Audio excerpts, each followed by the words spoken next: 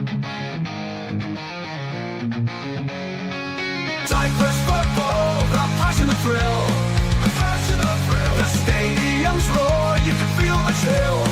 You can feel the chill. The teams are ready, the battles will start. The battles will start with dreams of glory, they'll play with heart.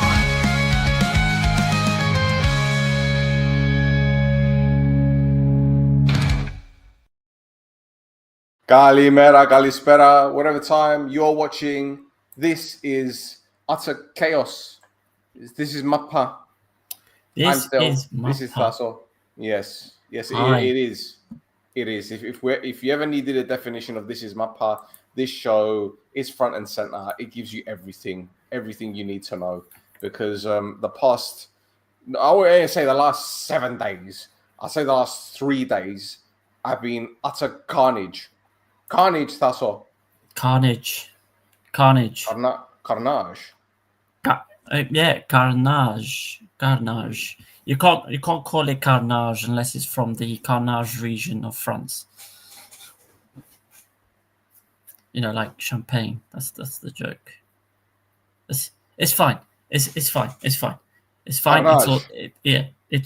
late. It's fine. It's late, and we've got too much to talk about. Should we? Yes. Should we start? Should we just start blasting? Yeah, we should, but you know it's gonna be one of those shows when Still has got the Sports Direct mug. Oh wow! Because it's not a mug; it's a jug. The Wow. coffee's here, so we need to stay awake for this one. And thank you everyone for watching live, especially on Instagram. If you're not on Instagram or X, follow us there at This Is Mappa. And yeah, let's. Oh, hello, Maria. Hi. Hello. There we go. See, at least we've got someone watching live that wants to contribute to the things that we say, to the madness. And loads of people are joining on Instagram, and then they're logging off. So, okay. Hi and bye. And they just want to hear the Charlutka talking. Oh, hello, Apostolo. There you go. Apostolo Gate 9. Hello. See, at least we've got one person watching us live on Instagram. What's going on? Right. Yes, beautiful. Right. Let's go. Right. So, only one place to... I was going to say only one place to begin, Tasso, but I don't even know where to fucking begin. So, you kick us off, and then I'll just follow. We got the European qualification draws happened. Oh, that happened today, didn't it? Yeah. Today and yesterday. Okay. Yeah. So just a reminder for everybody. We've got 4 teams in there. We've got Bafos as the league winners. We've got AEK as the cup winners. Aris in second, and Omania in fourth. Omania came fourth. Yes, Omania came third. Third. Come on, we got the third place trophy, Tasso. Yes, exactly. Anyway, so we had the draw for the first lot of qualifying rounds for the Champions League, Europa League, and Conference League, and we've got all the teams have basically found out who they're playing now and or later. Mm-hmm. So Bafos entered the second round of the Champions League qualifiers, and they will be playing Hapoel Tel Aviv. No, wrong. Maccabi Tel Aviv. Sorry. Maccabi. Yes. Maccabi Tel Aviv. You don't want to get those wrong. You might get accused of something. Oh no, I'm all right, thanks. No. Don't get Israelis angry. No, don't get them angry. No, we know what happens when they get angry. Maccabi Tel Aviv. Yeah. Either way, it doesn't look like the home game for Maccabi is going to be played in Israel. It's going to be played instead where? Still? Serbia. It's going to be played in Serbia. So you'd say Bafos have got the advantage there because they'll be playing at least a home game. Albeit it'll be in Lemeso. But anyway, we've got AEK entering the Europa League qualifiers in the first round, and they will be playing Partizan again. Bratemoy. Yes. Again, they played them 2 years ago, didn't they? Yes, and in the same competition. Yeah, and it went well for them that time. So let's see. Yep. Should they advance to the second round of the Europa League qualifiers, they will face either Sabah from Azerbaijan or my favorite team, NK Celje. Are you sure if they go through it or if they go out and they go and drop into the Conference League? No, should they drop into the Conference League? Oh, should they drop in? I thought, okay. Yeah, no, just double check. Should they drop down to Conference League, they will be playing FC Alexandria of Ukraine. Okay.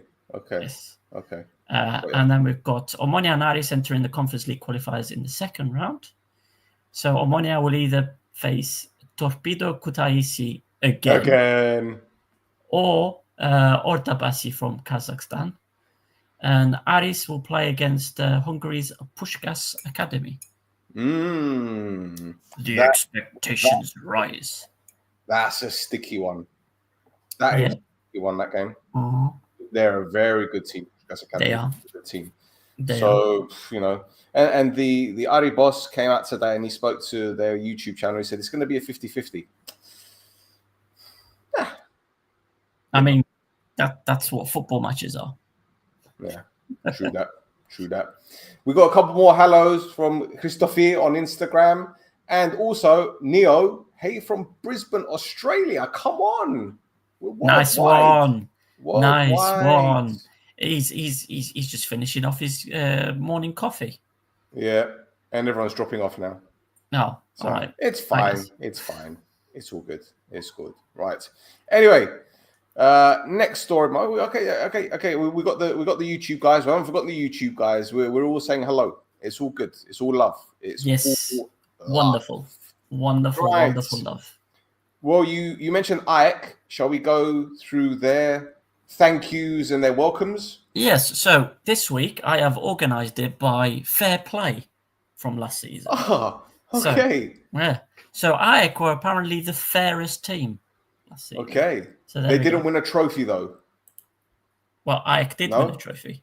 No, they didn't win a trophy for that. Oh no, they didn't. No. This is what I'm saying, because another club that I follow, the president would say, well, we achieved the target. It was a fair play trophy as well, so that might as well be Europe. Oh, fair play. Yalla, let's go. Yalla. Okay, so first of all, we've got Dimitriou, the goalkeeper, has signed. So basically, AEK have gone for their yearly raid of an Abolon player. Yeah. So he's followed garage sale. He's followed from Roberge and Ekpolo.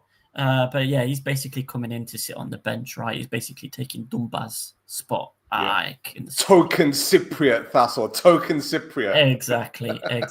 But yeah, whatever.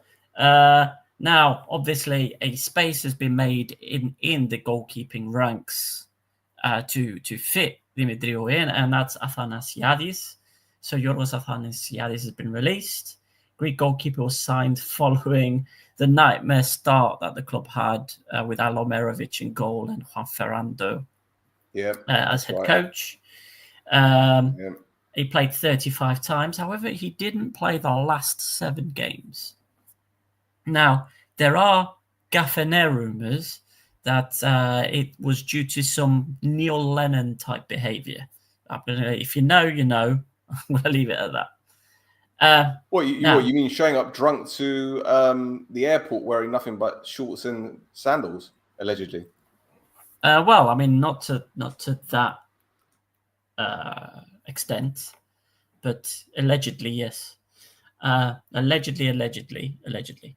Now, they've also signed Chaco on a permanent deal. Ronaldo Chaco. Chacuin. So they've signed him permanently. I think it's a no-brainer. You probably think it's a no-brainer as well, based off his performances from last season. Oh, for sure, man. And his dad follows us on X. Come on. Yes. Come on. Yes, Papa Chacon. Yes. So he did start off the season slow, but once he got going, he managed to get 4 goals and 10 assists in 35 games. Yes. An assist king. And then you've got the last one there. That is somebody who looks very, very similar to the AEK head coach Idiakes, and this guy also has the same surname as the head coach of AEK Idiakes, and he's going to be the Assman. Yes. And this guy's called Idiakes as well. You said That's what's his first name? I can't remember what his first name is. It's not Imanol. No, it's Iñaki, isn't it? Is it Iñaki? I don't know. I'm guessing. It's either way. AEK have hired Idiakis' brother to be his ass man. Yeah. So there you go. Iñaki Idiakis. Lovely. Excellent. What's better than one Idiakis? Thus. Dos Idiakis. Dos Idiakis, por favor. It's like we're making an order at the bar. Yeah. Dos Cuba Libre, por favor. Yeah, anyway. Yes. So, next. Interesting time. Oh, but wait. But Faraj. Yes. Picked up an injury in training. He's out for a month, according to the MRIs and everything. So it looks like he's going to miss both legs against Partizan and obviously pre-season, which is going to be in the Netherlands, I believe. So, yes. Mm-hmm. Yes. There we go. Difficult times. Well, they'll probably sign a winger from South America and he'll do well. So. Oh, yeah. And then everything will be fine. Yeah. Oh, wait. The new guy's a winger, isn't he? The guy that signed last week? Oh, Waldo. Yes. Where's Waldo? Oh, come on. Oh, that's got a Photoshop waiting to happen, isn't it? Anyway, sorry. Right. I mean, that's AEK. The second team in the Fair Play League here is Abolon. So, let's start off. Let's start off with the confirmed news before we dive down the rumor mill. Yeah, but if it was fair finances, they'd be bottom, right? Gotcha,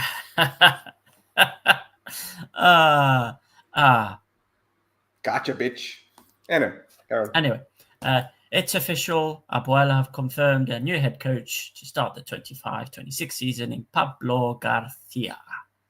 So, as a coach, he's only been working in Greece. He's made his way through the academies to the first team at PAOK between 2015 and 23. Joined Olympiakos for the 23-24 season and was at Anortosi last season. He is also a player, obviously. Spent time at Atletico, AC Milan, Real Madrid, and PAOK, as well as a load of other teams. As a head coach last season, he got Anortosi 7th place, but he also has a Greek Cup and a second place finish for PAOK in the season he was in charge there. In charge of the first team, I mean, because he was only there for one season in the first team. In the Europa League stages, they lost to Omania when he was in charge. So, yeah, already he started on the front foot. Anyway, I'm saying good luck to him. I wish him all the luck in the world, but I know he's probably going to get sacked after 5 games. You know, we're probably going to be in like 4th, 5th place. Performances aren't going to be great, and they're just going to put him in the bin. But yeah. Anyway, then the guy on the right-hand side on our screen here, as we're looking at it, is Gus Grape. Kostas Stafilidis. Yeah. So he's grapist. Now, former Greek international left back, as you can see on the screen, he was also a captain. But yeah, he's not played at a club for a year, and that was at Hansa Rostock. So he was there from February till July 2024, where he played 11 times. Before that, he didn't have a club from July 2023. So basically, in the last 2 years, he's played 11 games. It's like it's like Petridis sees someone like Fetfat Sidi, sees an Onoma and goes, "Oh, I'll have him." Doesn't matter that the guy hasn't played for 2 years. But anyway, fine. That's what. Don't you think that graphic on the left of Garcia, doesn't he remind you a little bit of like Obi-Wan Kenobi in Star Wars, but like the Alec Guinness version? Oh God. Obi-Wan. Anyway. That's a name I haven't heard in a long time. There you go. There you go. Star Wars references. Now, absolutely. Let's go to some more. Is it good news? Let's go in good news. It depends on which way you see it. It's good news. It's good news, and then we'll follow it. We'll follow it with the but afterwards. So, according to Fileletheros, Abolon is on the verge of a transformative 20-year investment deal with a Brazilian firm worth 200 million euros. So there's a plan involved in this where they're basically going to pay 2 million euros annually over 20 years to pay off debts. That only counts for 40 million euros, though, considering the club actually owes 50. I don't know what they're going to do with the extra 10, but anyway.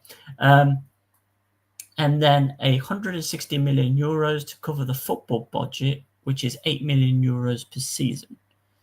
Now, we had a discussion with a couple of people on X, and I'm of the thinking that that's 8 million euros that the investors are going to bring in, plus whatever the club can bring in out of income, right? Well, that's how I'm reading it as. I interpreted it a different way, that the club will bring in a certain amount of revenue and then they will top it up to 8 million. So if Abolon bring in 6, for example, the Brazilians will put 2 on top. Or if it's like, for example, this coming season with no European football, it might be, I don't know, 4, 12. For example. 12, yeah. Yeah, but they'll top it up to 8. Yeah. So I don't know. We'll see. I mean, obviously, this is all speculation at the moment. We don't know anything. Nothing's been announced. We do not know anything. So, but what and you know what? I'm probably going to get it in the neck, but I'm just going to say it anyway. I've noticed how touchy your fans have become about this, because any little post regarding the situation that seems a little bit negative towards the company, it's like, yeah, but. I go, wait. We're just delving into it a little bit. We're digging a little bit. We're digging. We're not, passing judgment. We're just doing our research, which is what a lot of journalists should be doing, but they're not. So, yeah. So, this is the big but in here. Well, there's 2 big buts. Like big butts, and I cannot lie. There you go. I was waiting for it. So, the first one is, there's a first phase where the investors are going to be paying 3 million euros into the club, and that's for a 15% stake. Now, the rest of the money will only come through if they're happy with what they see. If they're not happy with what they see and they don't want to invest anything further, then they'll just be a minority stakeholder. Yeah, minority shareholder, sorry. Yep. And they basically prop the club up to start the season. Right, in essence, that's what they've done by giving 3 million euros. But anyway, the bigger, however, is the company, the investment company is being reported is called XP Investimentos. XP Investimentos. Now, so we found, Stell, I was going to say Stell because it's Stell, I found it, found a report written by someone, I think it's in the US. Is that correct? He's actually in Brazil. Yeah, he's based in Brazil. Okay. Yeah. All right. Now, this person Fernando Ricciarelli. There you go. Name check. Now, this person has written about XP Investimentos and a US-based analysis firm called Grizzly Research LLC. There's some great names for companies here. Anyway, now, Grizzly Research LLC have done some analysis and some research on XP Investimentos, and in the US, it looks like, well, they're being accused of bringing investors on to a Ponzi scheme. So for people who don't know, a Ponzi scheme is where the original investors are paid back money based off of investors coming in further down the line. So kind of a pyramid shape, if you like. Now, we also need to report that Grizzly, what are they called? Grizzly Bears Research LLC are analysis. They're data analysts. They're not legal representatives. They're just reporting on this. And obviously, XP Investimentos have come back and said that the accusation's false, and they will also be running litigation against them to get them to stop saying what they're saying, especially if it's false. So, again, nothing's been confirmed about XP Investimentos being the company that are the investors investing in Apoel, and we're also not saying that they're a bunch of crooks. We're not saying that. Well, Tasso, let's get it right. Yeah, they do have the financial resources and the strategic power to turn things around for the club. But when you're hearing a few things here and there that, you know, they've had a few issues in Brazil and the United States, obviously it gets people a little bit concerned. But at the same time, nothing's been proven. So right now it's a case of, well, let's just wait and see what happens anyway, because we still don't know if this is gonna happen in the first place. So yeah, correct. And you know, these guys are not the crooks that Petridis was talking to originally. So yeah, and they seem to be more clued in. They've not necessarily invested in football teams before, but they've sponsored. I think they sponsored like the Brazilian Olympic team and things like that. So you know, they've been involved in and around sports teams previously. So yeah, you know, could be good. Could be good. I don't know. We will see. We will see. Right. What's the next team on the fair play list? The next team would have been the next team would have been. Would have been, he says. Would have been. 2 Omania, 2 Furious, but I've replaced them with FC Graasava. Oh, okay. Yes. What have we got? Well, we've got a crap load of rumours. Okay. They're about to announce Tei Riondo, Matias Spoljaric, and Isam Chebak. Your mate. Yay. Yes.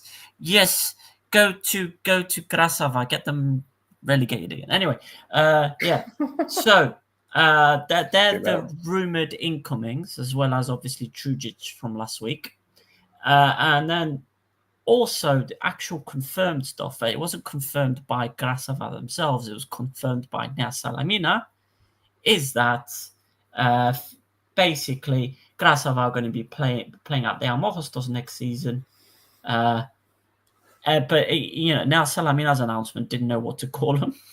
Yeah. Like we don't know what to call them. They basically said that FC Graasava Freedom 24 and Ipsonas. So it's basically all the names teams. we've seen. It's 3 teams, that's all. It's 3 teams. Yeah. Vieni Savin. Come on, sort them out.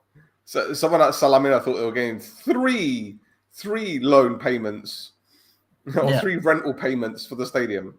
Well, they're just getting the one. One. Yeah, one. Exactly. So that's that one. Next. Okay. What happened there? My light's going. Don't worry. All right, it's automatic. It's automatic. Yes. I forgot about that. Yes. Yeah. Now, let's go. Now, next we've got Bafos. So in essence, they need a striker. Basically, so Jairo, we already talked about him going. So he was officially announced by, I'm just going to call him by the first name, Johor. in Malaysia. They are the Malaysian champions of last season, so he's going there. Bafos have also lost Anderson. They've also lost Anderson as well because he was on loan, and that just means that they've left with Mario Cilia, who they don't like because they don't play him now. So obviously the media is throwing all kinds of names at the wall and seeing what sticks. And this week we've seen Evagoras Haralambos, and we've also seen Watford forward Mileta Rajovic. So that's the two that were mentioned this week. Another thing that got announced today, right, as well for Bafos, is that Leyton Orient, the O's versus Bafos, in Mobs. Come on, no cars before Mobs. It's like Love Island. Love Beautiful. Island, the friendly version. Can you imagine? Who's can I pull you over for a chat? David Golda. Ooh, oh yeah, pull me over for a chat, no problem. My goodness. Yeah. My goodness. Yep. So it's actually at Marbella's football stadium, which is pretty tidy in all fairness. I've seen some photographs of it. It looks like one of those modern day tiny stadiums that should really be used for non-league games, but more modern, if that makes sense. But yeah, it's all right, man. All right. It's in July 15th, I think. July 15th? Was it 21st? I can't remember, one of the two. 19th? I don't know. One of those days. Yep. I don't know. In July. I certainly won't be going. July. When I saw Leyton Orient, I thought, excellent, Brisbane Road, just down the road from me. But no, it has to be in fucking Spain. Like, really? Yeah. Really? Ryanair flight with like 25 quid. No, it won't. No? No, it would be more expensive than that. Okay. So, right. although, my mate is the head coach of Leyton Orient, Richie Wellens. I think I'll send him a message. Get me on the plane. Yeah. Richie, can I come with the squad? Anyway. Oh, yeah, because there's no Cypriots left at Leyton now, or they're all gone. They've all gone, yeah. They've all gone. Ruel left last season, yeah. Yep. Anyway. I'm sure there's some in the youth squad, though. Oh, make sure it calls them up, and then you can say, "Oh, I got you that call up. Take me with you to Spain." yeah, let's go. Let's do it. Imbiras. Anyway, right. Next, we've got AL. AL. Yes. So here's the big one. Come on. Zrati is back, ladies and gentlemen. My guy. The 31-year-old Lebanese attacking midfielder with a league winners medal for Abolon. And he left in summer 2023 from Abolon. And in his last 2 years, he's been at Bangkok United in Thailand. So with the Thai team, he has 13 goals and 9 assists in 54 games, which is pretty good. And they also won the cup while he was there. And he got them to the last 16 of the continental competition that's over on that side, where they were knocked out by Sydney FC. So, he's had an eventful couple of years before coming back. They really needed to change that the announcement thing. It says welcome to Limassol. It should be welcome back to Limassol. Yeah. Although, look, I'll be honest with you. I am absolutely chuffed because I've still kept in touch with Bas ever since since he's been on the show, because we had him on the show a couple of years ago, didn't we? Yep. And we kept in touch. Obviously, the time difference has made our communication a little bit difficult. Sorry, but I know that he wanted to come back to Cyprus, and then the moment we saw the rumor, I messaged him, and he goes, "I'll speak to you soon, bro." And I knew straight away it was going to happen, but I'm so glad he's back because he loves Cyprus. He's a quality player, man. All right, okay. I know he had a few injuries back in his time at Abolon, but I think the time that he spent in was it Thailand, I think it's improved his fitness, obviously with the conditions out there, with the extra training, the games that aren't as intense, but obviously with decent quality. So look, he comes with experience, as you said, and he's going to be with Zoke in the middle of the park as well. Not bad, man. They're looking all right, IL, this season. Yeah, I'm not making any predictions on IL things. No. You don't. I'll be all right. I've been burned. I've been burned too many times with IL. Yeah. Now, so they've been linked with another player as well this week. Yes. And that is one Andreas Garo. Yep. There he is, Cypriot international, currently in Israel. He's left. It's done. Oh, okay. So they thank you, Dim. Oh, they thank you, Dim. They thank you, Dim. Yeah. Opposite of Shalom. What's that? I don't know. Stop. Yeah. Anyway. Stop. Yeah. So Andreas Garo again, pretty solid for them. I would think. But then again, IL don't really do well with Cypriot central defenders.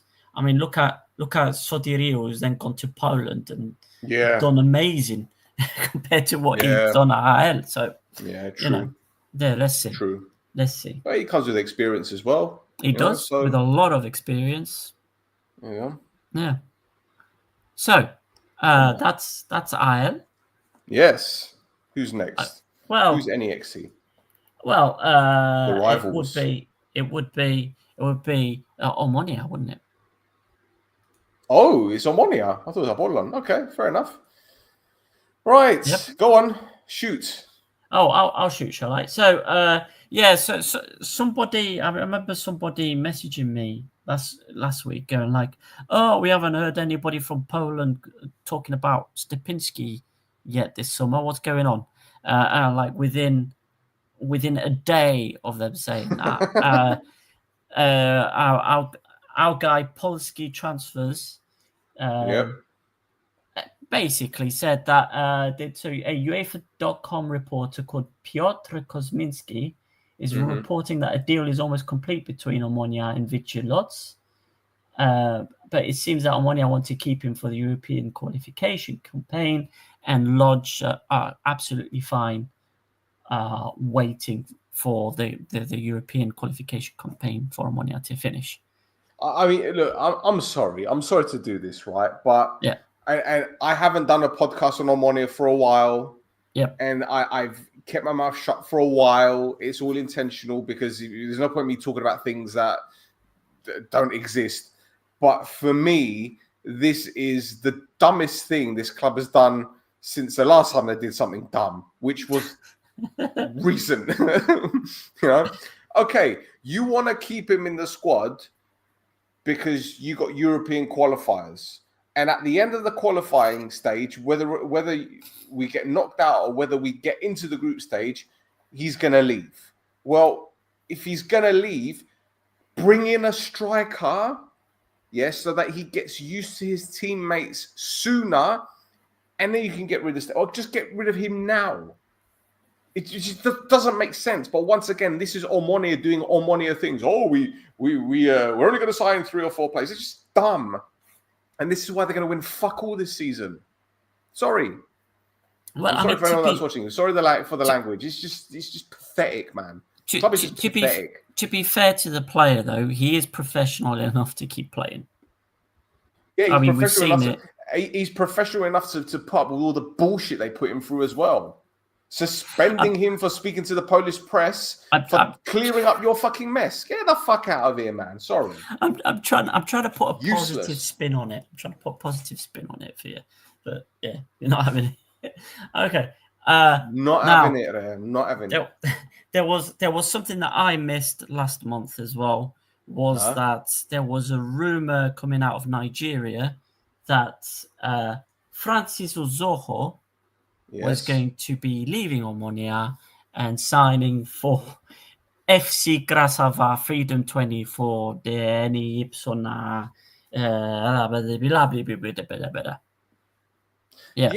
See that fall from grace as well. After the Man United game, they were talking about him joining a Ligue 1 club. He's going to go to France for €1 million.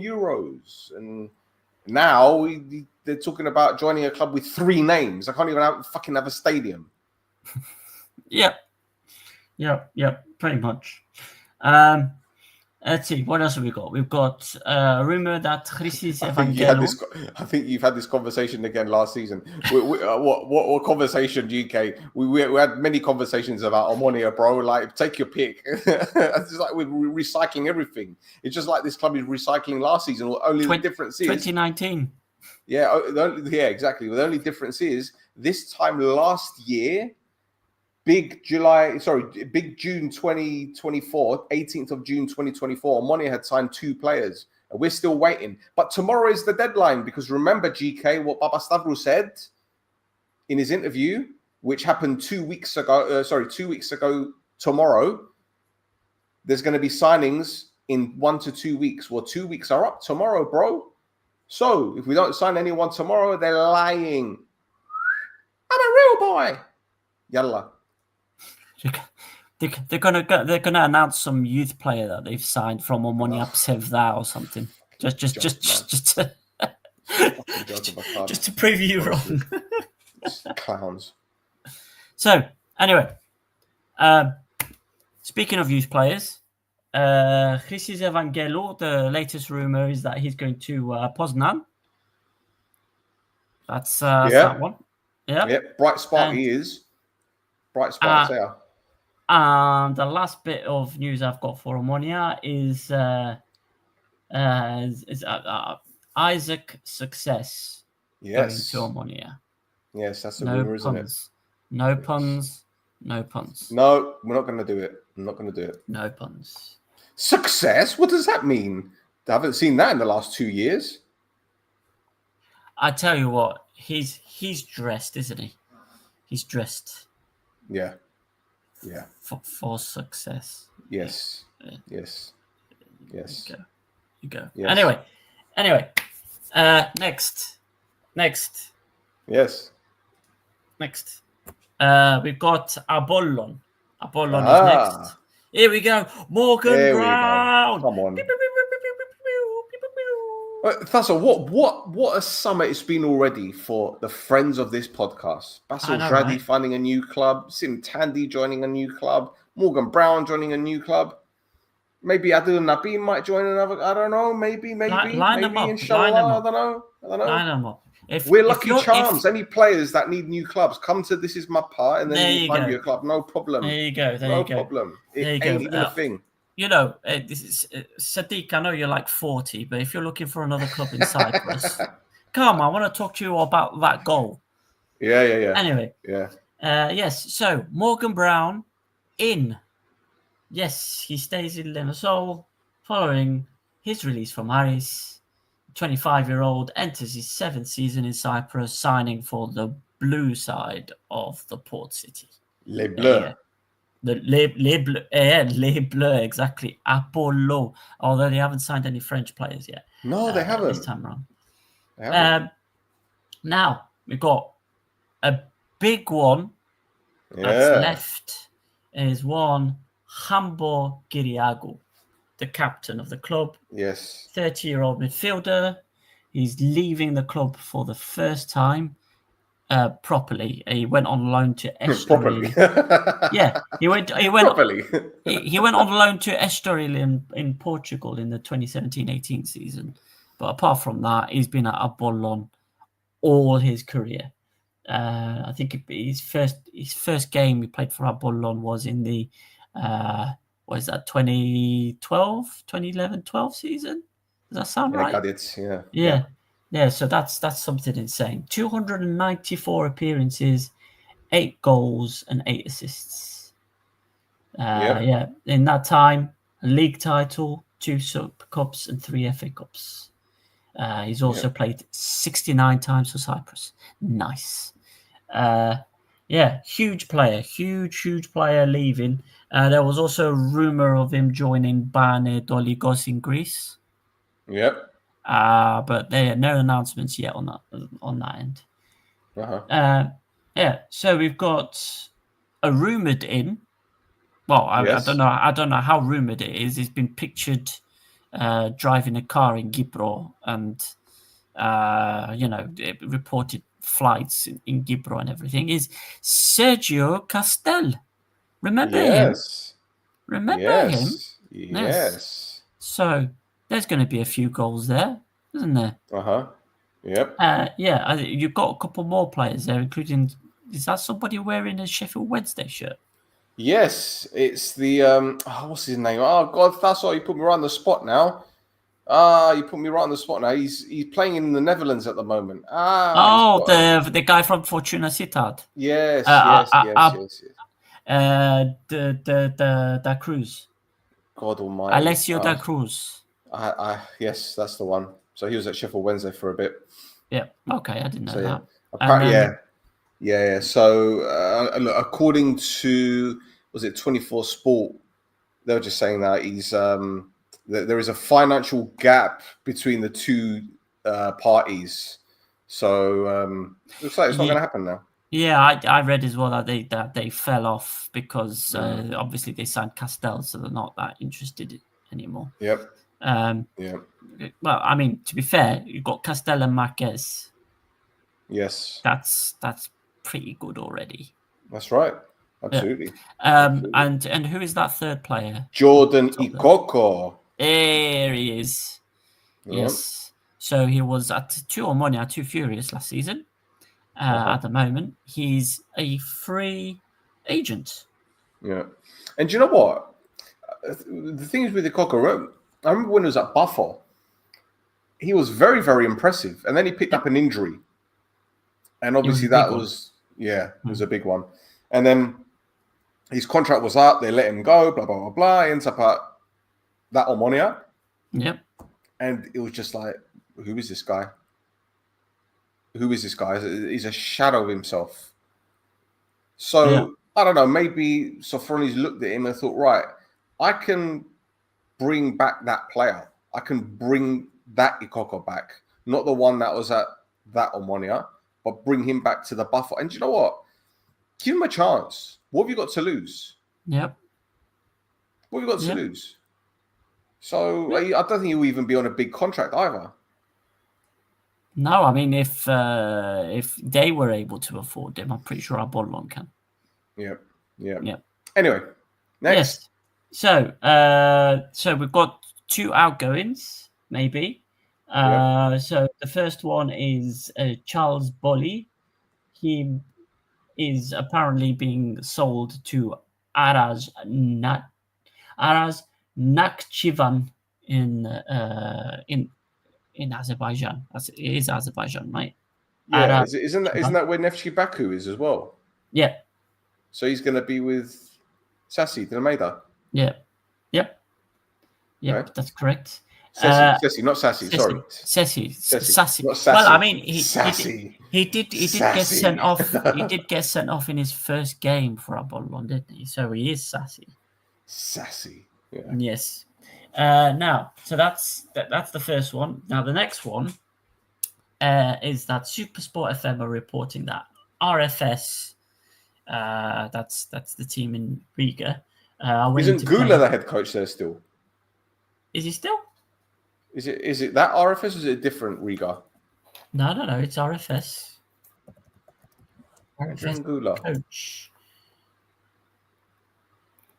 I'm sure Gula was at a team in Riga. It's Riga. It's not RFS. It's a different Riga.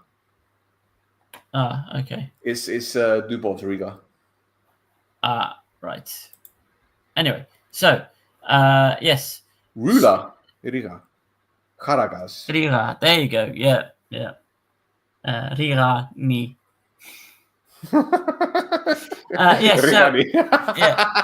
So anyway, RFS are willing to apparently pay Abolon up to €500,000 to sign Tyrell Wouter. $500,000 for a player that spent most of the time on the bloody bench. I know. I've got here 11 games, 1 goal. Apparently, RFS want to sign him for up to €500,000. Now, crikey. When I posted about this, I tagged the boys over at the Baltic Football Podcast. and they told me they think they saw him actually watching an RFS game this weekend. Oh, yeah. Okay. So that one might have more legs than, because he was in Georgia before, wasn't he? Yeah, he was at Dilagori. Yeah. And I remember when he joined Abolon, it was who told us? Was it our mate at Georgian Footy was telling us that he's a talented player. He did really well out there, and I thought, hey, do you know what? If he says so, but sometimes these things just don't work in Cyprus, man.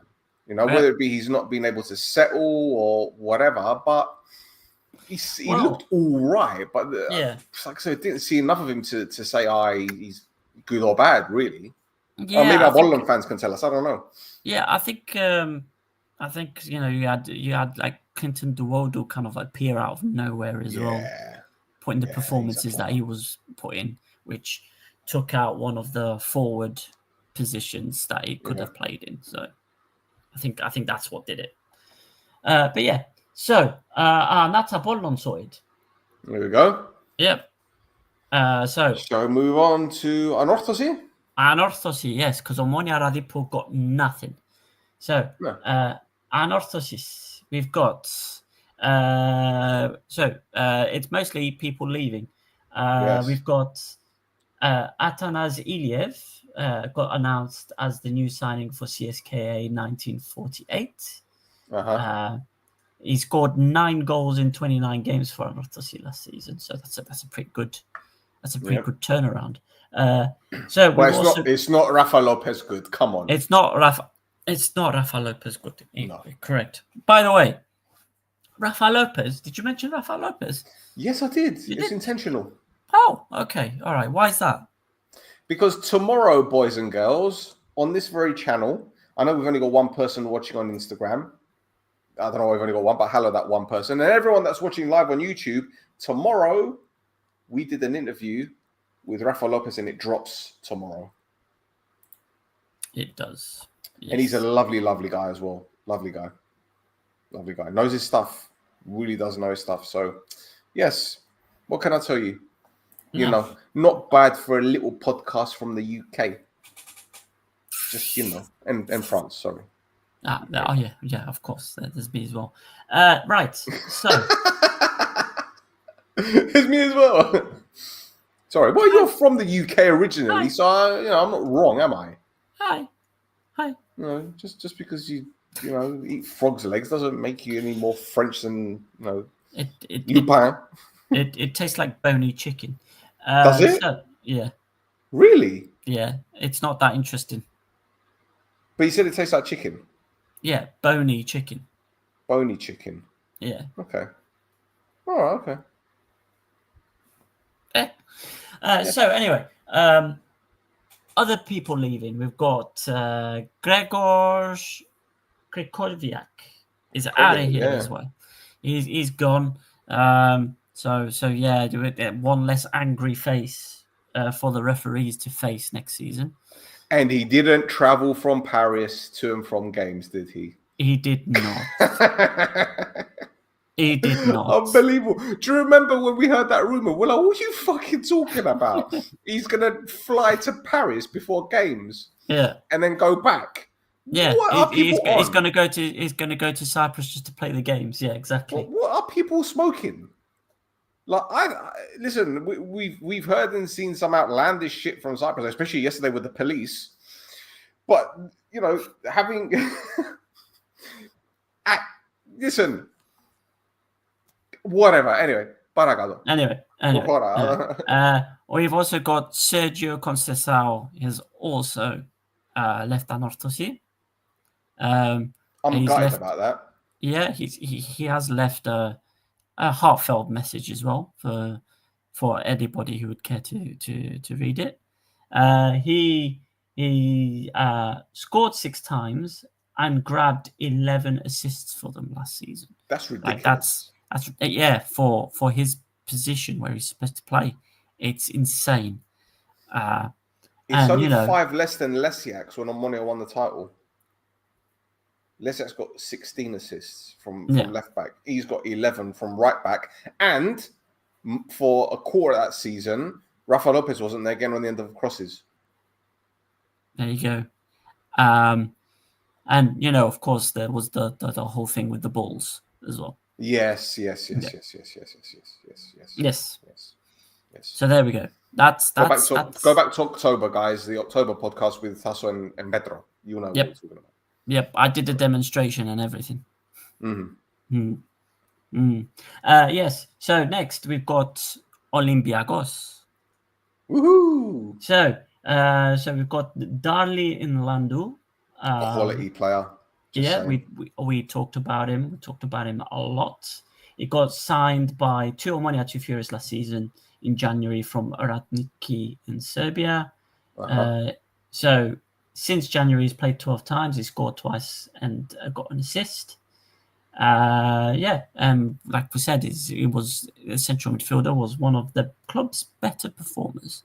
So it's a solid signing for Olympiakos. Another Olympiakos signing is they've renewed the loan signing of Andreas Christou from Omania. Last season, the 19-year-old left back played 23 times during their promotion push. Yeah, I'll tell you what, he played at left back as well, and he's not a left back. Right. He's an attacking midfielder. And they played him at left back, and he smashed it. And do you know what? I love the kid as well. Like, he's such a good boy. I speak to his mum sometimes on Instagram, and good family. His brother was at Omania, and then he went to the United States to do a scholarship. So he's playing college soccer out there. Good family, good vibes, and the kid's got a bright future as well. And again, I'm not just saying this, but he's got a bright future. I personally, I think he had the trial in Sweden last summer as well. Was it which club was it? I forget which one it was. But he had a trial, not a trial. We went out there for training anyway, just so they can take a look at him. But he's another one of those players where he needs to get out of Cyprus. Yeah, he needs to get out. Have this season at Olympiakos and then go somewhere else. Go, because you deserve better. Sorry. Yes, for sure. Yeah, for sure. So that is that for Olympiakos. Next, we've got Akna, and Akna is an outgoing. We've got Konstantinos Ilia has joined Nea Salamina. He was a 24-year-old defensive midfielder who's been at Akna since 2017, playing 107 times for them, scoring 3 and assisting in 3. So there you go. Now, next club, Aris are quite far down the fair play list, aren't they? So Shpilevski's fault. Obviously, he's shithousing Shpilevski. Anyway, so speaking of Shpilevski, he's found his new club. He's at Nizhny Novgorod in Russia. I recommend everybody to go look at the announcement pictures. They've taken one of him in the team's dugout, and he looks about 4'3" because of the camera angle that they put him on. But anyway, I think I'll call him Mini Me. You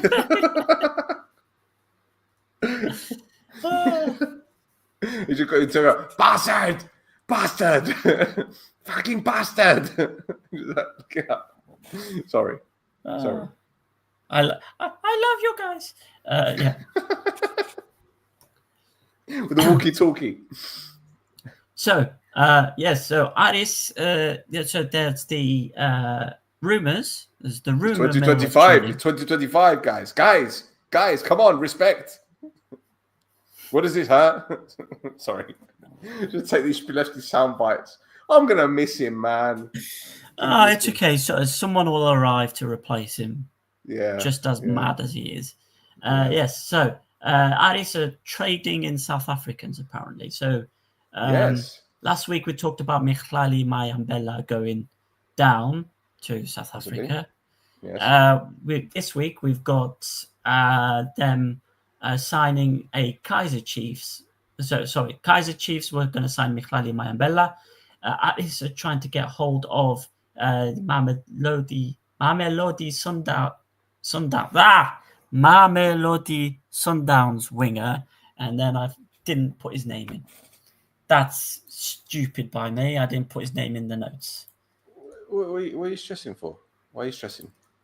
What are you stressing? It's fine. Because I didn't put his name in the notes. Anyway, it's absolutely fine. South African player from Mamelodi Sundowns. he's a South African. It's fine. It's fine. I'll find it. Don't worry. It's absolutely fine. Because all I need to do, I go on your X accounts and I go to media and I scroll all the way down to see if you've got an image of him, and you don't. No, I don't. I don't. It's a quote of the Edisi Times. Okay. Do you know what? We've both messed up this evening, haven't we? Yeah. Totally messed up. Forgetting names left, right, and centre. And to be honest, they're probably not going to sign the player, and we're going to be like, "Oh, why were we stressing for in the first place?" It doesn't make no sense. All right. Anyway, there's a South African winger that they were connected with. Another player that they've been connected with is somebody in that top left corner. Yes, Balogun, ex-Glasgow Rangers, 36 years old, Nigerian international, played for the likes of Hertha Berlin, if I'm not mistaken. And it looks like it's done. From what I've been told, it's done. So they're just waiting for the paperwork to go through and blah, blah, blah, blah, blah. In fact, there was a Glasgow Rangers fan that asked me about it the other day. I was like, oh, this is interesting, because he's been released from Glasgow Rangers anyway. Yeah. And I did a bit of digging, and yes, it looks like it's all but done. So Mr. Balogun is going to be teaming up with his former Glasgow Rangers teammate Connor Goldson, and perhaps he's the central defender that they need to solidify that back line. Because let's get it right, you can go with Steve Yago, fine, but Boakia isn't a centre back, and he was being played at centre back last season. Yep. But then again, we don't know what system they're going to play this year. I don't know if they're going to go 3 at the back. I don't know if they're going to go 4 at the back. Don't know. So, let's see. But I think it'll be a decent signing. I know people would think 36 years old, but, let's get it right. Roberge has been doing fantastic at that age. Milicevic as well. And I think Balogun is coming from a higher level league, in my opinion. And I mean that not by quality, I mean by the physicality. And if anything, because of the climate in Cyprus, because of the environment, I think you could probably get 2 years out of him. Yeah. What about 2? Yeah, for sure. Yeah. For sure. It's easy. Yes. Now, there is one that looks like to be going out at Aris. If you want to bring... Yeah. Is Mr. Struski. Struski, yep. Yes. So Rakov are about to pay top dollar for him, and he is going to be making his way back to Poland. That's right, 1.5 million apparently. That's big money. Well, look, I'm presuming that Ari will put on a sell-on fee as well. Yep. And look, he was called up to one of the Poland national team squads, I think, last season. And then he got injured. Then he got injured. Then he got injured. So he's clearly got something about him. They clearly rate him. So fingers crossed. And look, he's a good lad. He's done well for the club. And they'll bring in money, and I'm sure that they'll replace him with someone. Because, I said it last season. I thought Ari were going to go balls deep in the transfer market, which is what they did. And I think they're going to do it again this year. Yep, they need to, because they're losing central midfielders left, right, and centre. Yeah. I'll tell you who I think is going to have a good season. That Safo. Yep. I think they're going to have a good season for him. They're going to be quite reliant on him. Yeah. So, next. Next. So we've got to talk about some sad news. Some bullshit, if you ask me. Yeah, some crazy bullshit over Agridas. And this is Jason Punchen is no longer head coach of Agridas Chloragas. So the president of Agridas basically confirmed with Supersport FM that the reason why they can't continue with Jason Punchen is because there is an issue with his UEFA Pro license, which is basically what happened last season. Not last season, the season before, when he was at Aris, and they had to list him as the assistant manager officially. Now, I'm a bit confused here because Hugo Martins, great head coach, got Omania promoted, only got his UEFA Pro license this summer. He was given special dispensation to carry on at Omania Radipo as the head coach because he was the head coach that got them promoted in the first place. Don't know why Jason Punchin's not allowed this same special dispensation, although speaking to somebody else, they've confirmed that they also had issues with their UEFA licensing as issued by the English FA. So it's something to do with the English FA, maybe. Well, from what I understand, the license that Punch currently has enables him to coach for at least 4 games in the new season. Okay. Now, when you do the maths, the season starts mid-August. Yeah. So let's just say you play 2 games in August. Then you got an international break. So it's 2 weeks. Then you got the end of September, which is maybe 1 or 2 games. That's your 4 games. He gets his pro license in November. Yeah. But then there's another international break in October. So effectively, he could have been on the bench for 5 games and taken those 4 games, which he's entitled to. And the 1 game, they could have got someone within the club with that license to sit on the bench, like what happened with Ayers. Yeah. Now, something confused me. And again, I don't want to misquote the club president, but he said something along the lines of, we tried our best to keep him, something along those lines. Now, this isn't me being biased because Punch is a mate, and I haven't spoken to him since he left the club, which was yesterday officially. But it doesn't seem to me that they did all they could. That's just my opinion. And let's get it right. And this is case in point. Punch didn't even know his budget for this coming season. Right.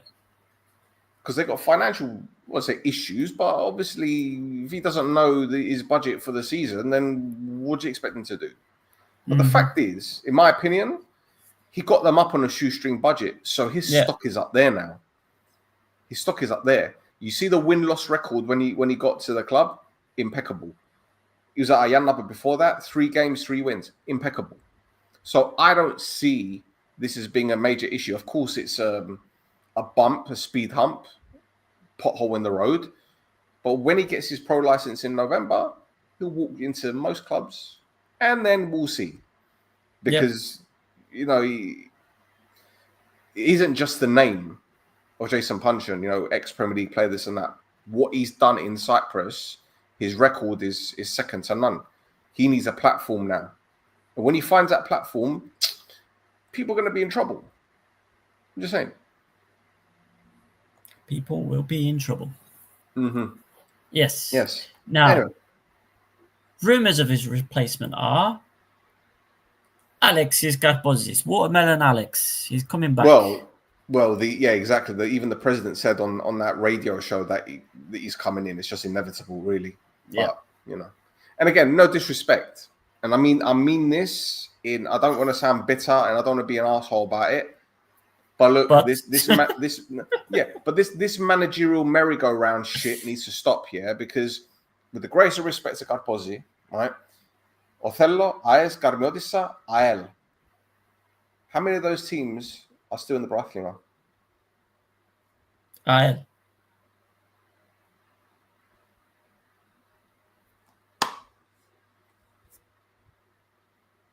Yeah, Ael. Othellos are in the third division now. No, again, I'm not throwing shade. I'm not being bitter or nothing. But sometimes you need to sit there and say, I'm a club president and my club hasn't got a lot of resources. I need to bring in someone or keep someone that knows how to handle this situation. And when you see, again, no disrespect, a coach that has coached 3 clubs recently and all 3 of them have gone down on his watch, it's a bit of a sticky one. I don't know. Mm-hmm. It is a sticky wicket. Right. And we've got the last club. Yep. Is Paralimni. So Inns, maybe. We've got Velez Mostar. They like Velez Mostar, don't they? Yeah. Ezio Lohan Alves Lucio, midfielder. Also, we need to do a deep dive in this because this is the second or third player they signed from that club? Third. Yeah. We need to look into this. Is there an agent involved? Is this like a unofficial collaboration? Well, it's not Mido, is it? It's not Mido. No, it's not. It's not. No. Yes. The other one is a Slovenian winger called Gal Kurez, who's also about to sign, apparently. But yeah. Okay. Yeah, those 2. Fairs. Yeah. Yes. Okay, so we've got the nice stuff out of the way. Yeah. Now we're gonna do the heavy shit. Right. Okay. Hold on. Right, I'm ready. Versus Charis. Sunday. You need Michael Buffer, don't you? Are you ready for this? Yeah. Yeah, you need Michael Buffer. Oh yeah. For the thousands in attendance and the millions watching worldwide at home, ladies and gentlemen. Let's get ready to rumble. Yes. Oh boy. Oh boy. Now, Cyprus FA presidency. We now have 2 candidates. We've got Charis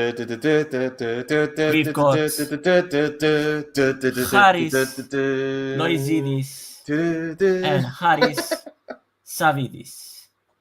Now, Charis Loizidis, he used his platform as part of being already part of the Cyprus FA board of directors. He used that platform to announce his candidacy on the Cyprus FA website. With like a little speech, little spiel that I'm not going to bother reading out. And as well, somebody lost their minds about that. And then we also have Charis Savidis, who also announced his candidature. He's an outside person from the Cyprus FA, and he released a manifesto for everybody to click a link on to look at. As with everything related to a plan in Cyprus, it's all about the Bilones. He's got 6 pillars. So first one is freedom of speech for clubs. So I'm guessing, stop fining Baba Stavro for saying things. I think that's basically what pillar 1 is. I think that's there specifically to try and get him on board. Pillar 2, good governance and transparency, including term limits for holding a position at the Cyprus FA. That's conflict of interest policies. Ratified code of ethics policy. Annual public report on finances and operations. Independent audit committee. All these things are very good things to have. But yeah, you've got the handshake brigade in the Cyprus FA who are going to be like, no. It's like that awkward person at a birthday party, isn't it? That socially awkward person that always starts small talk, but you just know it's not going anywhere, and then the room goes silent, and it's just everyone looking at each other like, what are we gonna say? Right. So Bilona 3, efficient procedures. Again, no. So this is academy certification. That means that not every Tom, Dick, Harry, or Pedro can create an academy. It wants to. Yeah, Pedro can't create an academy. No academy, Pedro. So this is digitalization of club licensing, match referee and disciplinary platforms. But I don't know how that's different from the current commerce system, because the commerce system is just the industry standard. But anyway, and an online complaint system. Oh. So fine. Abolon 4, new organizational structure. So 5 new directorates, which is for competitions, football development, digital strategy and IT, finance and compliance, and communications and PR. So fine. But obviously the most important one being finance and compliance, based off of what the shit show that was the UEFA criteria compliance checks last month. Anyway, Abolon 5, full digitization using modern technology solutions. That would be a new website and app, business intelligence dashboards, football management systems, stakeholder management systems. I'm going to sneeze and I'm not going to mute it. Oh no, it's gone now. Anyway, don't matter. Right. Oh, that's a shame. So they're going to update the app, hopefully, so you don't end up with 400 additional minutes to a game. So that's a great idea, as well as updating the pictures, the application pictures of the players, so that they're not pictures from when they were 13-year-old youth team players. I also like the sound of the football management systems, because it's basically like a Cypriot Y-Scout or Transfermarkt, where you've got everybody's performance data. Okay, a Cypriot Transfermarkt. We mean so one guy from Greece isn't going to be dominating it. That's kind of like, okay, I'm not going to go into that. Yeah, exactly. So, somebody's been talking to Haralambidi and Science of Sports, I think, there. If you know, you know. Yes, so Abolon 6, creation of a Super League. A new independent league will be governed by the professional clubs, primarily the first and second divisions, and not just a committee within the Cyprus FA. Again, it's been proposed by 2 different clubs already. So, anyway.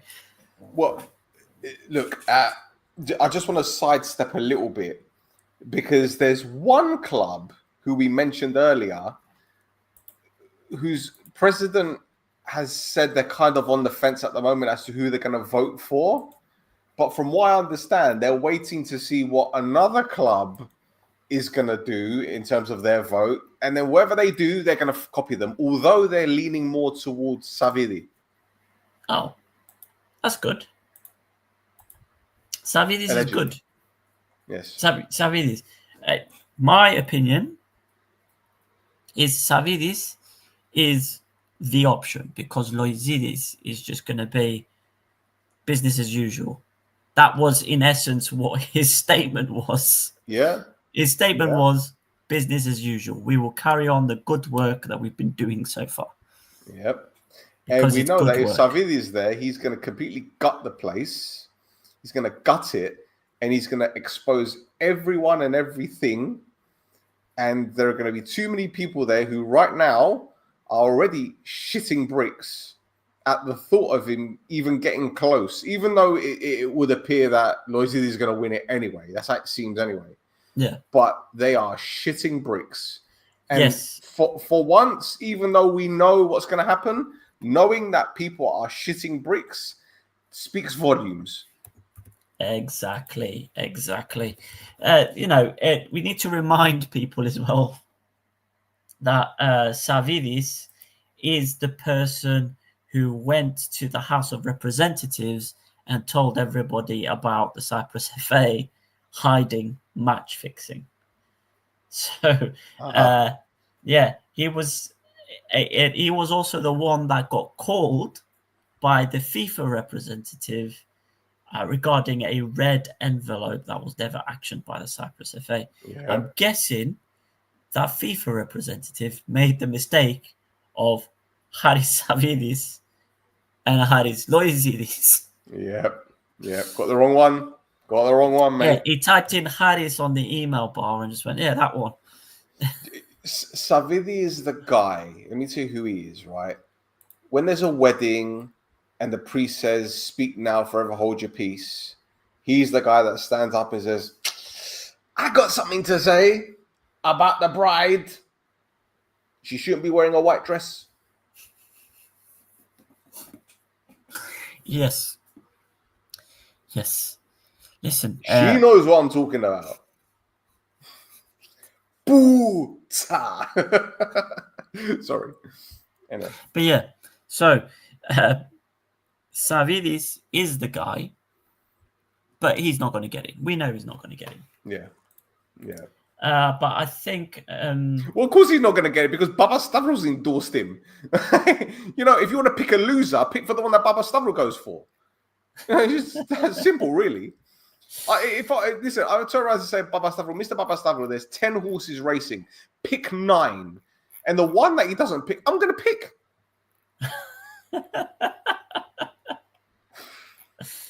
Oh, God. It's funny because it's true. Mm-hmm. Yeah. Pedro's sitting there watching. Shut up, Ray, shut up. I hope he's not holding the inflatable dildo to the wedding for props. Oh, amazing. Yes. If you know, you know. So that's all. What happened next? Well, so I mentioned it briefly there, but basically a series of letters and formal complaints exchanged between members of the Cyprus FA Executive Committee. You can guess who it was between. We've got them on screen. Basically, bullying, that's a bullying. It revealed a deepening conflict over perceived procedural imbalances and the handling of critical governance matters. And basically, you're a bully. I'm not a bully. You're a bully. How dare you call me a bully? That's bullying. I'm not a bully. Absolutely. Do you know what makes it even funnier? The fact that Loisidis called Grigori a bully. I'm like, who the fuck is he gonna bully? You can't even bully an Anna. What are you fucking talking about, man? Bullying. Unbelievable. I mean, you could call him anything else, but a bully is not something that I would call him. Absolute joke. We would tolerate bullying. Shut the fuck up, man. What? Absolute So they're gonna do more of those anti-bullying campaigns where they've got kids in shirts saying no to bullying, and then he's gonna have Grigori's face in the middle of the fucking shirt. He's a bully, boys and girls. Oh, stay away from the bad man. Stay away from the bad man. Slag. You tarts. Get out of here. Yeah. Honestly. Anyway. That's about as much I'm going to say on the matter. I don't know if you want to say anything further, but it's pretty much, no, you, you. And it looks unprofessional, stupid. Grown-ass men as well. This is the thing. Grown-ass men. For me, if you remove the names, right? Yeah. I'd have thought it was, again, a Love Island reference. I thought it'd be something like this, where it's just two women arguing online. You know, like these weird TikTok creators that go live and they're standing going, tap the screen, guys, tap the screen. I could just imagine it being them arguing. You're a bully. I bet you any money, right? Someone's going to start bringing up mental health soon. That upset that emotional damage. Emotional damage. I'm scarred. I'm scarred. So speaking about little girls bickering, do you want to go over to Pass Corner? Yeah, let's go. I haven't got the logo, but let's go. Let's go. Let's go. So you talk about what Spiro talked about, and then I'll talk about the fallout. God almighty. Where do I begin? Like where do I begin, Tasso? Listen, I'm just going to do this right now. Yeah. For those of you that don't know, we have decided to start writing a book for the coming season. And it's going to be kind of like a diary of this season coming. But we've begun from the end of May. So we're talking about the cup final up until the present day. So everything that's happened since has gone into this book. And there has been a shit ton of it, to the point that on Microsoft Word, this document that we have, so far it's 42 pages. And Tasso told me earlier that if it was to be in a regular book, it would be double the pages. So we're looking at 84 pages in total.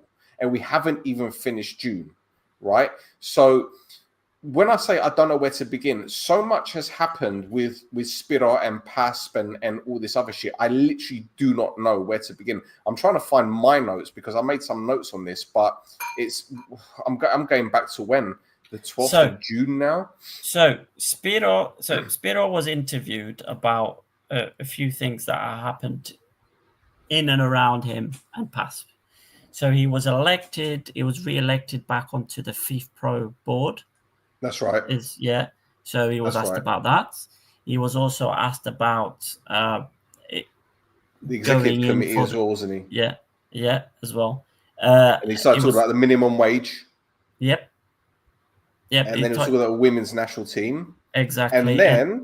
And then he threw a spondyne with Goa, where he said, we have an absent Goa whose only concern is Abolon and which cannot enforce the law. Yes. So from that, we've got two things that happened. So one, obviously, Abolon put out a statement, basically. I know. I'm not going to call it that. It's more like the Will Smith slap. Keep your name out of my wife. Keep my wife's name out of your mouth. Yeah, but more like keep my name out of your mouth. It was basically what the statement was. So touchy, man. They're so sorry. And this is where we go. You are so touchy. And this is where we get into the little girls bickering thing, because Nosferatu himself turned into a bat, flew down, turned back into a human being, and gave a pretty mean girl statement. I'm not going to read the whole thing. It basically could have been just a sentence, saying that maybe Spiro should mind his language in the future or something along those lines, or whatever. Be like political and be like or whatever. However, he spent 3 pages worth of words to say nearly nothing. So, Yannis Yanno, that's your Dracula-looking guy on the right-hand side. There. He says he will no longer deal with Neofitidis and the Players' Union in his statement. Whether he likes it or not, the Players' Union is an important part of sports discussions on the island. He will have to deal with Spiro whether he likes it or not. In his statement, he also said, let Goa do their job without hindrance. My opinion is Goa have done nothing on equal pay. The Bafos Stadium, the Iagovio, the Tyrion roof improvements, the financing for stadiums of the refugee teams. All they've done is close the Magario, right? And I'm only mentioning things that are problems in football. Yeah. Imagine all the other sports that they have to deal with. Yeah. Right. Yeah. Anyway, he also mentioned Spiro's salary for some reason and said that people attending Goa meetings only earn €400 a month. Now, here's the difference between Spiro Neofitidi and Dracula. Spiro Neofitidi, his salary is paid for by his members' dues. Yep. Dracula is being paid by the taxpayer. Yep. All right. So that's can I add one more thing? Yeah. Can I add one more thing? Yeah. Spiro is actually good at his job. There you go. There's the other one. Right. Now, apart from that, Yanno then went on his Facebook account, on his private. It can't be private. It's a social media account. Yeah. But on his Facebook. So, Mr. Neofitidis has returned. With his new intervention, he's basically trying to silence me and forbid me from having opinions because I am the president of Goa. I will always have opinions, Mr. Neofitidis, and I will always express them with courage and transparency. My position as president of Goa does not deprive me of my inalienable democratic rights. What my position demands is that I be fair and honest, impartial and equal towards everyone, regardless of club or political background. That is what my board and I personally are doing, and that is what we will continue to do. I will add, that's all well and good as a private person, but you also head a government association, so you need to have a little bit of decorum. Yeah? Yes. Which can also be leveraged towards the shithead that's president of the Republic at the moment as well. Lifting the title, lifting the championship title because he fucking won it, yeah? Anyway. I'm going to add something else very quickly. Yeah. He talks about transparency. Yeah. Well, the water in those swimming pools aren't transparent. Perhaps you fix them first, yeah? Fix that issue. Because we've seen the Olympic swimming pools that are run by Goa, and they are filthy. You could catch chlamydia in those motherfuckers. Sort out your swimming pools and then speak. At least. Bare Remember, minimum. there's all those other issues. There's all those other issues as well. Now, anyway, that's that done. Got that out of the way. One more thing happened at the Cyprus FA this week. And that is Domenico Messina has resigned. A little bit of an exo as well. Okay. Sorry. I just... There you go, exo. Yes. So the chairman of the Cyprus FA's referee committee, Domenico Messina, has informed his staff that he will not be continuing his role after informing the acting president of the Cyprus FA of his decision the night before. Just one bit of the quote, one bit of the statement I'm just going to read out. Being a referee is difficult everywhere, but in Cyprus it is certainly more difficult than in many other countries. Understatement. To say the least. Yes. Faso, do you mind if I read a certain part of this this book that we're writing? Oh, yes, by all means. Okay, so I'll just bring it up on the screen here. Okay, it's right here. I don't know if you can see it. So this is an entry regarding Mr. Messina's, how shall we say, departure from the role. And I'm going to read it. Now, Messina wasn't exactly Mr. Popular. From the get-go, he fancied himself as a bit of a sheriff. His first official act was to tell referees to clamp down hard on anyone breathing too loudly in the dugout. The results? First weekend of football, 10 members of coaching staff sent off. 10, like it was a red wedding for assistant coaches. I'm laughing at my own stuff because I'm brilliant at this. We're talking Sapinto, Gallejo, Lopez, trainers, goalkeeping coaches, team managers, directors, assistants, basically anyone with a tracksuit and a pulse. Even the poor sod handing out isotonic drinks got a yellow. There were 24 yellows issued to the benches alone. It was like Oprah handing out bookings. You get a card, one gets a card. This, according to Messina, was sending a message. And to be fair, he did. The message being, even watching this sport is now a disciplinary offense. Yes, there you go. Yeah, we will be adding more. This is going to be a long season, but people are going to get it in the neck. They're going to get it in the neck, I'll tell you. And also, there's also one more thing I'd like to add. Yes. Regarding Spiro, because I don't know if you saw his post on Facebook today.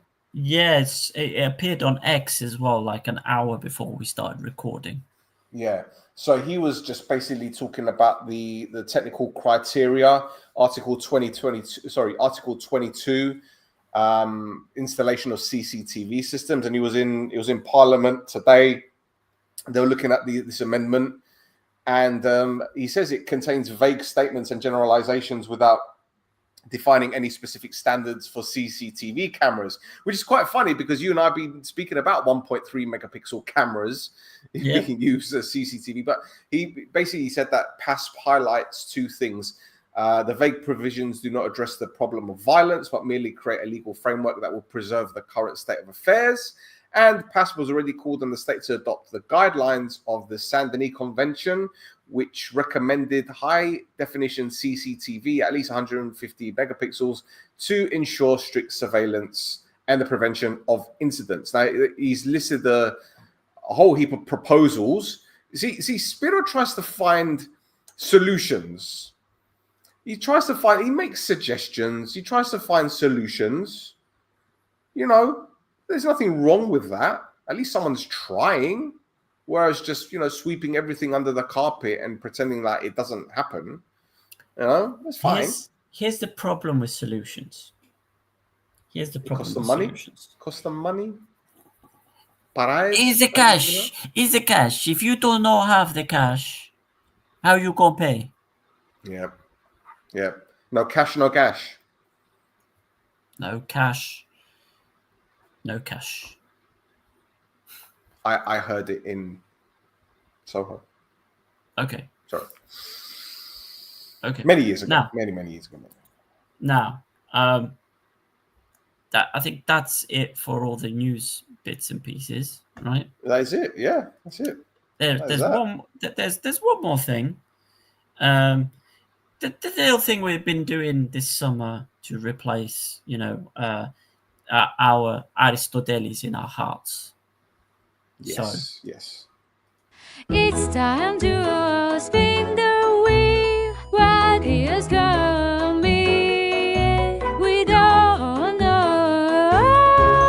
Spin the wheel now. Yes, so welcome once again to Stock. This time we're looking at some stuff that happens in December. Now, I will say that a lot of the stuff is repeating. It's mostly what players have been shouting at refs, and I am all for it because once again, what Stock do that Veronis doesn't do is they write out exactly what was written in the referee's match report as what was said. So we've got exactly. So we've got something here from the 11th of December. Iagantho additional personnel member Andreas Brezas was given a straight red in the 91st minute of their match versus Atlas Anglanjas for saying something to the ref 3 times. So for this, he got a 4-match ban and a €200 fine. What did he say? No, what he said was, Habaros. Oh, yes. Habaros. Haven't heard that term used yet on this show. First time. I'm about to drop another one. I'm about to drop 2. You're gonna go, what?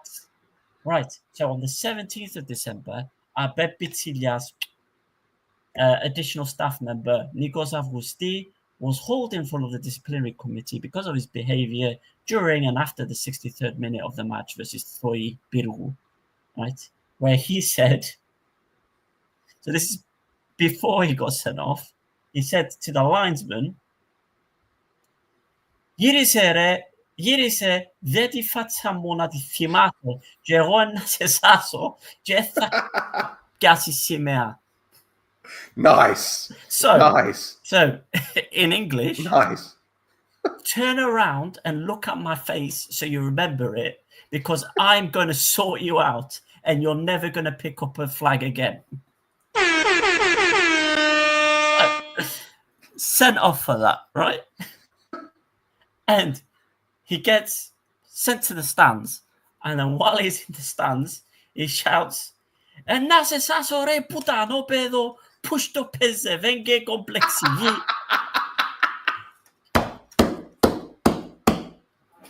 There's that word again. Yes. So, I can translate most of that. So I'm going to sort you out, you son of a bitch, and then pushed up his thinking. And then complex. You're complex. For this, he got a 5-match ban and a €300 fine. I bet that's the best €300 he's ever spent. Oh my God. Oh my God. Beautiful. It's yeah. Chef's kiss. Tirade of abuse. Chef's kiss. I don't think I'm gonna find it. I don't think I'm gonna find a better one than that. No chance. And that's his asshole. Incredible. Absolutely incredible. I gotta love it, man. This non-league stuff is incredible. It's beautiful. Brilliant. It's beautiful. So that's December's stock Vrionidis. Delicious. Absolutely delicious. Yep. If he says Kato Complexige, it will be like the second coming. That's what the comment says. Yeah. GK's been watching. He knows. Flipping out. Well, that's it. That is it for another episode, shall I say. We'll be back next week, same time next week, hopefully. Probably a bit earlier. I mean, this is my fault. But yeah, Tasso, thank you very much. Guys, thank you very much for watching. Don't forget to give us a follow on Instagram and X at This Is Mappa. Tassos is at, do you know what? I need to get your thing up on the screen. Your, what is it? At Flares Cafes. Cafes. Yes. I don't know why I haven't. At Flares Cafes, at Cafes Flares. You can find me, man. I'm the guy. Here it is. There you go. There you go. That's it. I'm the guy. I'm the guy with the thing. You're the guy with the thing. Absolutely. Yeah. Absolutely. And we will be back very, very soon. So until next time, adios. Bye-bye. I started blasting.